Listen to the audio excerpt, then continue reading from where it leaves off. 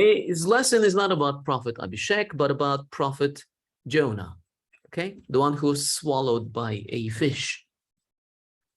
And so, if you were there yesterday, then you remember that the whole city, they repented, they put on sackcloths, and they prayed to God, asking for forgiveness. They turned away from their evil ways and said, God, please forgive us. Jonah, he wasn't happy about it. He wanted to see God destroy the whole city of Nineveh because he hated those people. They were just evil and cruel people. He wanted them to be destroyed. But let's see what happened. But when Jonah waited to see God destroy Nineveh, as he said he would, he experienced something quite different. When God saw how the Ninevites truly repented and turned from their evil ways, he had compassion and did not bring upon them the destruction he had threatened. God had mercy on them. He did not destroy Ninevites. And Jonah, look at him. He says, "Oh Lord, is this not what I said when I was still at home?" He's pouring his frustration to God. "This is why I was so quick to flee to Tarshish. I knew that you are a gracious and compassionate God." Oh my goodness. How can you be so gracious and compassionate, slow to anger and abounding in love? A God who relents from sending calamity. He says, you're so unfair. Why are you so loving and compassionate and gracious? Come on, God, destroy them already. This is why he's angry. He's angry with God for being, loving and forgiving and compassionate and gracious. So a God who relents from sending calamity. Calamity is like a destruction or a disaster. Now, O Lord, he says, take away my life, for it is better for me to die than live. And God asks, have you any right to be angry? Do you have any right, Jonah, to be angry? Jonah went out and sat down at a place east of the city. There he made himself a shelter, sat in its shade, and waited to see what would happen to the city. He's kind of not giving up. He just hopes that God would do something to the city. He waits and waits. Then, as he sits there in the sun's rays, it's very sunny. The sun shines bright and gets very warm. Then the Lord God provided a vine and made it grow up over Jonah to give shade for his head, to ease his discomfort. Oh, this is nice.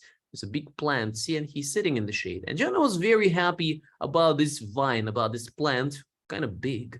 It looks very big. And he was happy about it because it gave him shade. But at dawn, at sunset, the next day, right? No, dawn, what is dawn? Dawn is the morning, right? The next day, God provided a worm which chewed the vine so that it withered. Oh, see the worms? Now the vine is gone. And he's again sitting in the sun. When the sun rose, God provided a scorching east wind, and the sun blazed on Jonah's head so that he grew faint. He wanted to die again. It would be better for me to die than to live. Ugh, such a miserable life. And God asks him, do you have a right to be angry about the vine? I do. I am angry enough to die, he says. You have been concerned about this vine, though you did not tend it or make it grow. It sprang up overnight and died overnight. But Nineveh, so he's giving Jonah a lesson here.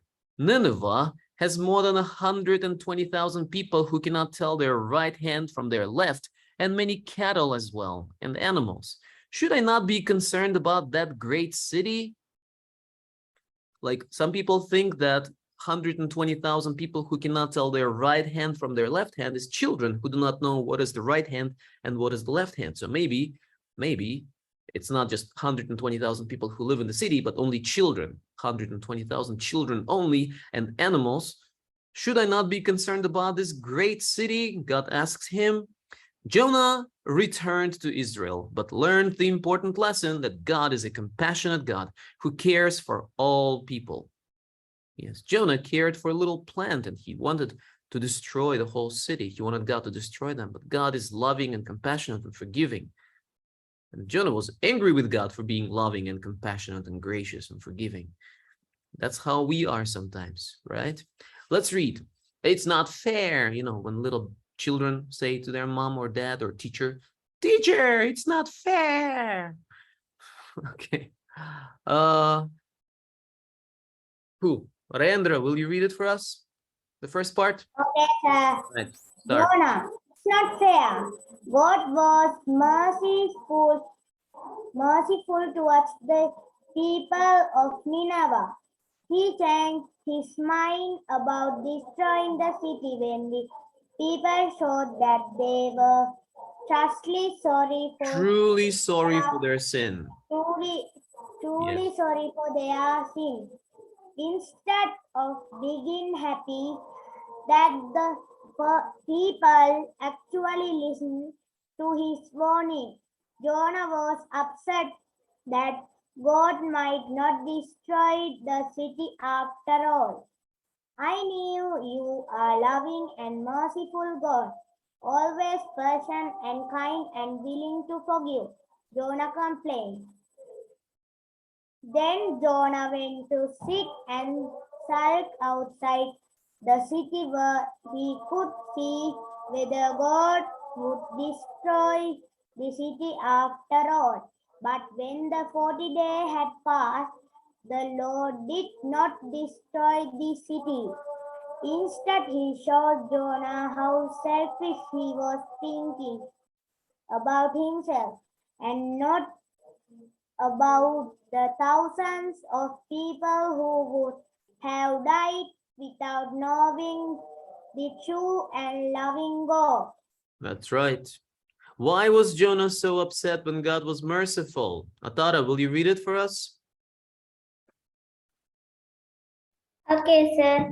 Suppose there is a very special club at your school that only certain kids are allowed to. You're muted. Can you unmute yourself? Okay, sir. Only certain kids are allowed to join. Continue. Kids are allowed to join. After a very long time, you are finally allowed to join this group. A few months go by and someone suggests that two younger kids who know you will be allowed to join. How would you feel about letting them join? Jonah didn't happy, right? You wouldn't be happy. If they annoy you, you wouldn't want them to join your club that you waited so long to join, and finally you are allowed to join. You do not want annoying kids there. Continue. Jonah didn't mind being part of a nation that God had chosen to bless. He may have thought that God's special favor was not only a privilege, yes. It was his right. He felt that Israel was better than the heathen nations around them and that they deserved God's blessing. When Jonah saw how merciful God was to others, he became jealous and angry. Jonah had the same selfish attitude as the brother of the young man who returned home after spending all his money on friends and parties. See Luke 15:25-32. Be happy when you see God being kind to others, remembering that next time you could be the one needing His mercy and forgiveness. Do you remember the story of a prodigal son? Yes, sir. Story about the prodigal son? Yes, I'll tell you what it's about. Let's Oh, read yeah, the verse sir. for today first, and then I'll tell you about it quickly. Verse for today. Ready? Go. God said, I have mercy on whom I have mercy, and I will have compassion on whom I have Romans 9 verse 50. That's right. So the prodigal son story. Once some of you might not know it, but how is Jonah just like the older brother? Listen. I know it, sir. No, okay. So once there were two brothers and their father. Younger brother said, "Father, give me my inheritance. I'm gonna go and live my own life without you." And you never say that to your father because it means that you consider him dead. Only after father dies, they would divide the inheritance between them. But he didn't want to wait for his father to die. And he said, give me my inheritance. His father, being kind and loving father, said, okay, take it. Bye-bye. Yeah, I do not know why he did it. He should have spanked him hard, but he didn't, right? He sent him away. So the younger son, went to the city, went to clubs, to parties. He spent all of his money on drinks and drugs and smoking and other things, not nice things. He wasted all of the money on partying. When the money ran out, all of his friends, not really friends, but you have a lot of friends when you're rich. Once you don't have any money, suddenly all of your friends are gone. Some of the friends are there only when they can get something from you. So once he lost all of his money, he wasted it all. Suddenly he was alone, without any food, without any family, without any clothing. He found a job. He found a job taking care of pigs. And for Israelites, taking care of pigs was the worst job possible, because they considered pigs being unclean animals, something you never touch, something you never eat, something you don't even go close to. Disgusting pigs. And he was taking care of pigs. It's the worst job possible for Israelites. And not only that, he was so hungry, he ate together with the pigs, the pig food, whatever pigs were getting, he ate that too. But then one day he's kind of, oh my goodness, I'm so stupid. I should just go back home and say sorry to my father. My father's servants live better than I am, eating pig's slop. So he went back home. When his father saw him, he ran towards him. He took off his robe, put it on his son. He took off his ring, put it on his son. He took off his sandals, his shoes, and put it on his son. He forgave him, and he didn't just, he didn't just tell him, go and be my servant. He accepted him back as his own son. The older brother, he's kind of, father, what are you doing? This not even brother, I don't know who he is. He's not my brother anymore. He took the money and he ran and wasted it. Now he's coming back and you treating him like this. You shouldn't do that, father. He doesn't deserve your forgiveness. He doesn't deserve your kindness. He doesn't deserve this. Right? And father says, this brother of yours, the son of mine, was dead, but now he's back. Now he's alive. He was gone. They considered him dead because he wasn't part of the family anymore. But now he came back, feeling sorry, of course. Shouldn't we celebrate when your brother, who we consider dead, is back home and alive and wants to join us again? And he says to the older brother, everything I have is yours. This younger brother, well, he wasted his part of the inheritance. He doesn't have anything anymore. Everything I have is yours, the older brother. Well, yes, there's forgiveness. There is acceptance back by the father when we make mistakes, but there are consequences. His inheritance is gone. It's wasted.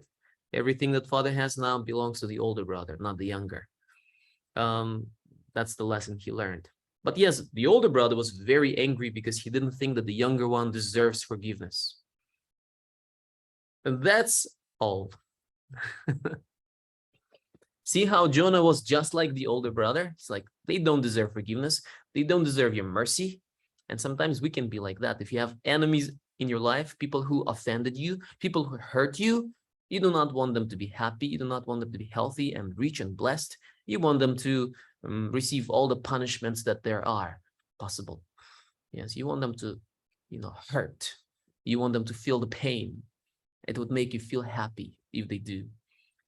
That's wrong. We shouldn't be like that. We should be loving and forgiving, just like our Father in heaven is loving and forgiving and merciful and gracious and compassionate. We should always, Jesus said, love your enemies. Remember? Even as he was hanging on the cross, yes, crucified. Can you hear me? Yes, always. He prayed for people who crucified him. He said, forgive them, Father, he prayed, for they do not know what they're doing. He loved people who crucified him. And that's the example we have. Loving your enemies is the most difficult thing in the world.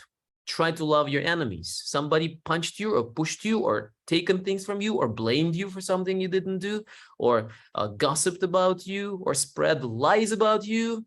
And how can you forgive and love them back or bless them? You cannot. It's really difficult. You have to say no to yourself and yes to God. It's just the more selfish you are, the more difficult it would be. I have stopped talking. Now it's your turn. I'll mute myself. Please You can... stop the recording. Stop the recording, please. Stop the recording.